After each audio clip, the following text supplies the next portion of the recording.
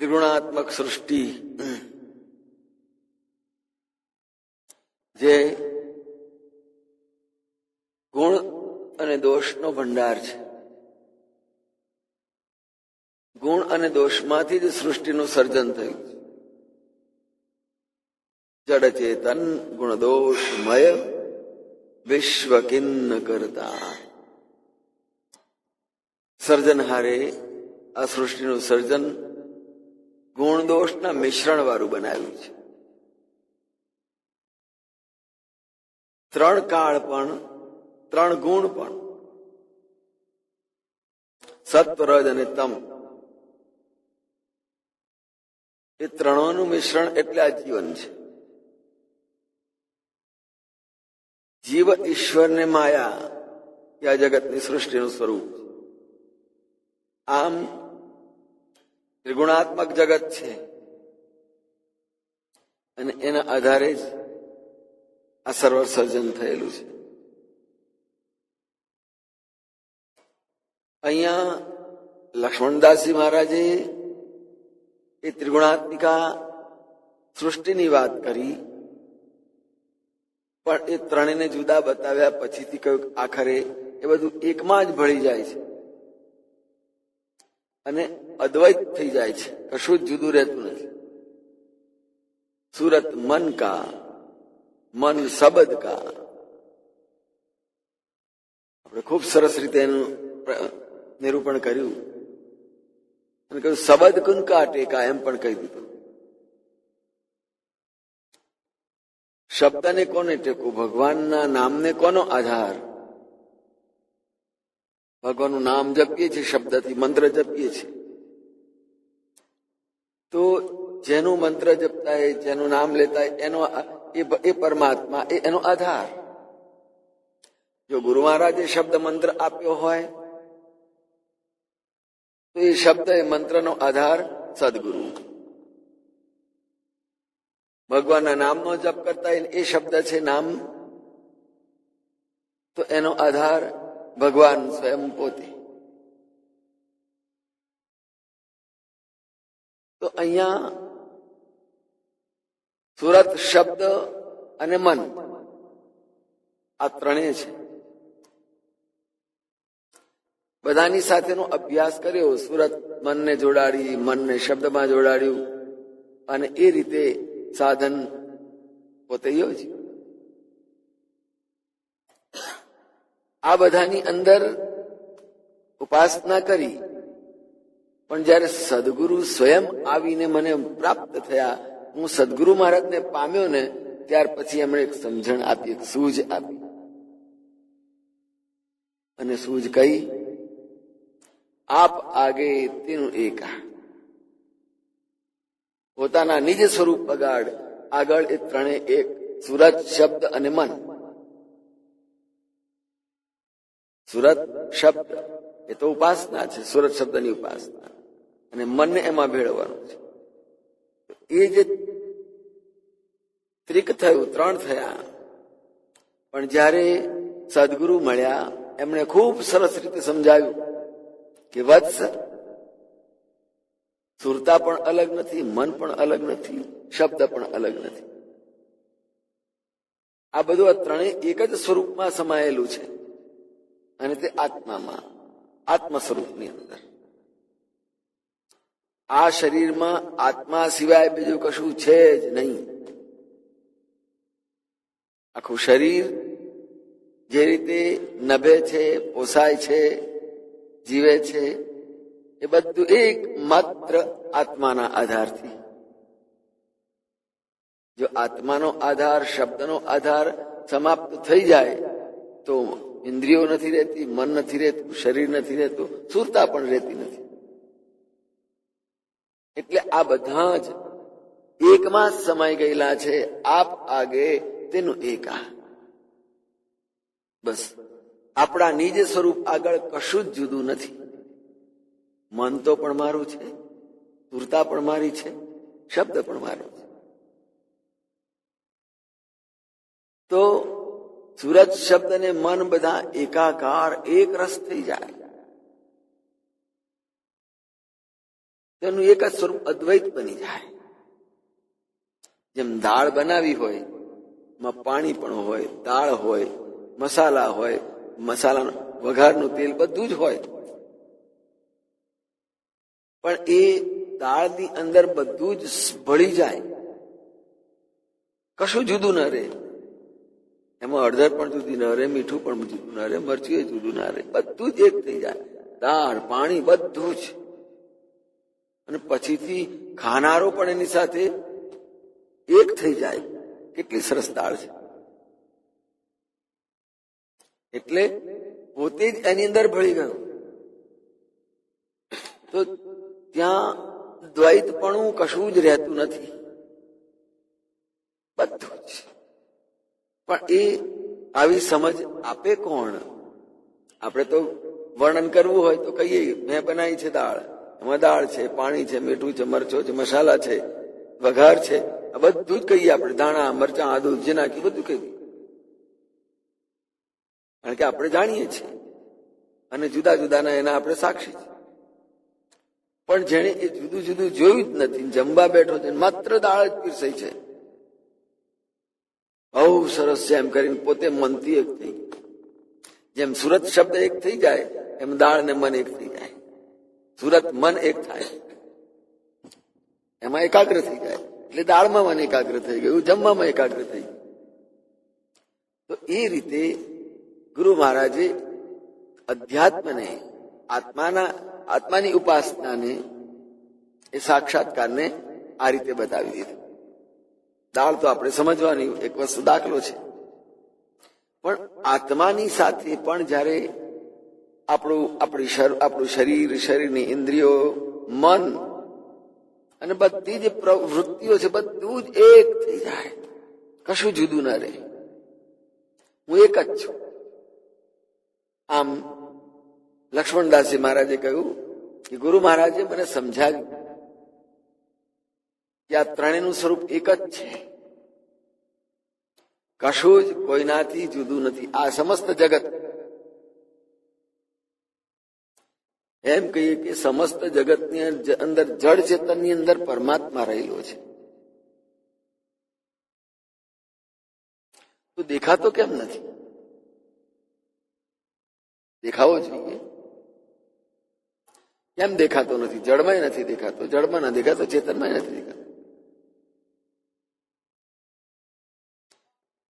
તો જ્યાં જ્યાં જે કઈ વસ્તુ દેખાય છે, જળ ચેતન, એ બધામાં પરમાત્માનો પ્રકાશ રહેલો છે. જો પરમાત્માનો પ્રકાશ અદ્રશ્ય થઈ જાય તો જળ દેખાવાનું બંધ થઈ જાય, ચેતન્ય દેખાવાનું પણ બંધ થઈ જાય. સમષ્ટ સૃષ્ટિનું સર્જન જળ ચેતનના સંમિશ્રણ થયું.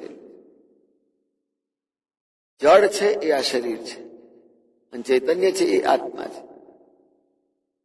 એટલે આત્મા તો પરમનો અંશ છે જ, પણ શરીર એનું આશ્રિત છે, અને એટલા માટે જળ ચેતન બધામાં જ ઈશ્વર રહેલો છે. ઠીક હે?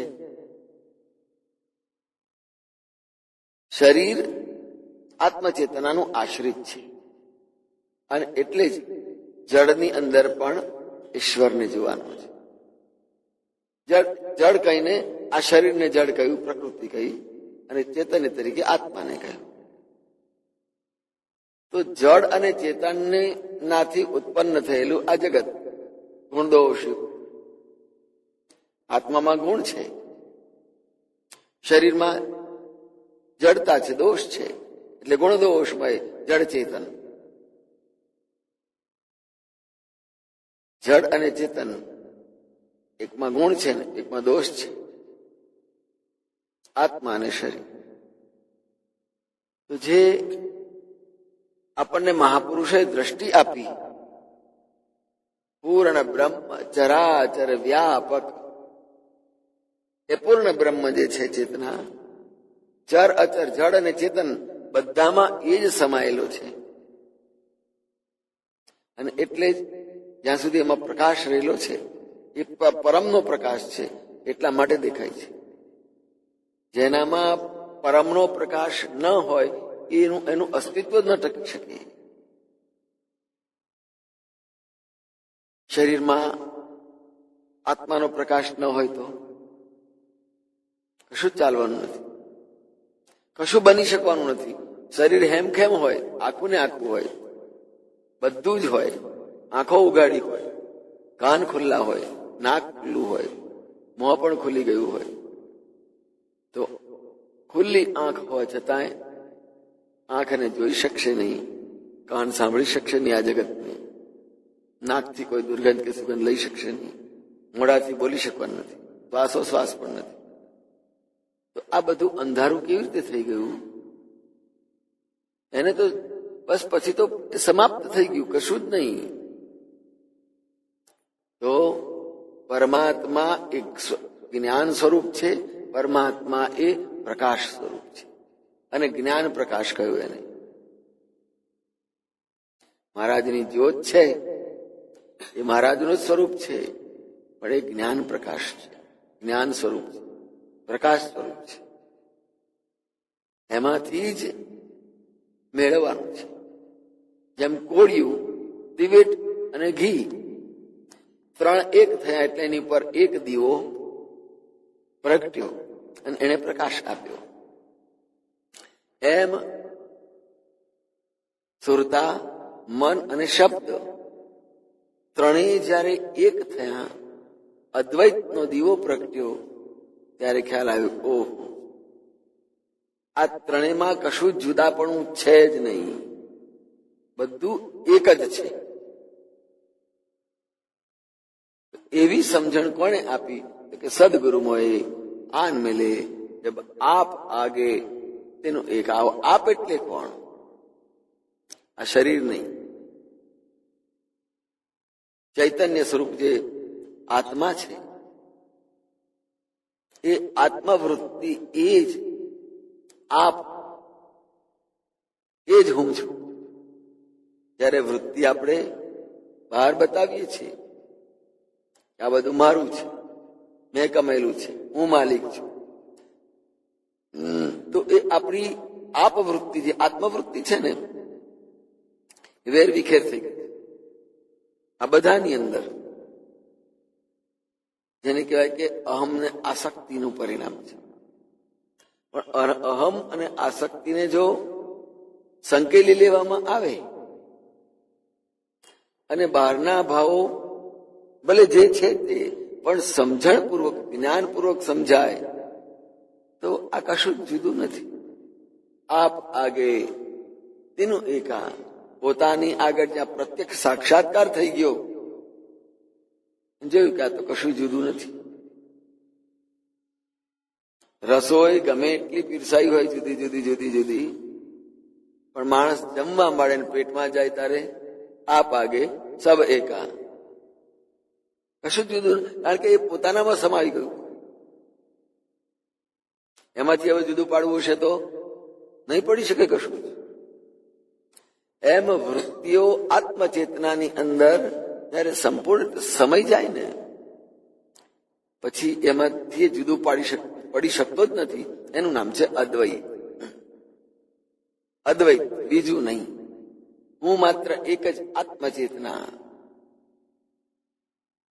અને આત્મચેતનાને પણ કેવી રીતે લઈશું?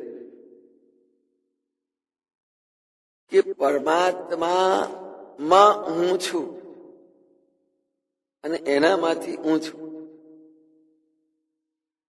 હું પરમાત્માનો અંશ છું અને એના વડે હું છું. આ આપ આગે તેનું એકા. તો હું પણ આને જયારે આપણે લઈને બેઠા છીએ તો અનેક ગુણ દોષ વાળા માણસો જોવા મળશે. તો એને કેવી રીતે સમજે? પરમાત્મા સર્વત્ર એક સરખો પ્રકાશે છે. સૂર્ય છે, એ સૂર્ય એક જ છે. દરેક જળપાત્ર, જળ સરોવરોમાં એના પ્રતિબિંબ પડ્યા જ કરે છે. એટલે જયારે પ્રતિબિંબ કોઈ ક્યાંય પણ જોઈશું તો કે આ તો સૂર્યનું પ્રતિબિંબ છે. હવે ભેદ ક્યાં ઉત્પન્ન થયો? એ પ્રતિબિંબ કેવા પાણીમાં પડે છે? પડે છે બધાયમાં. ગંદા પાણીમાં પડે, સ્વચ્છ પાણીમાં પડે, સમુદ્રમાં પડે, પણ સમુદ્ર ખારો, નદીમાં પડે, સરોવર મીઠા, ગંધાતા ખાબોચિયાની અંદર પણ સૂર્યનું પ્રતિબિંબ તો રહેવાનું છે, પણ એ સૂર્યનું જ પ્રતિબિંબ છે, બીજા કશાયનું નહીં.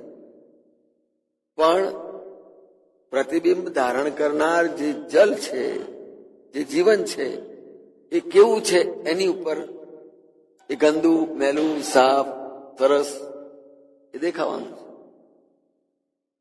બાકી સૂર્યમાં કોઈ પણ એનો સ્પર્શ નથી, છતાંય એ દરેકની અંદર એક માત્ર સૂર્યનું જ પ્રતિબિંબ છે, બીજું નથી.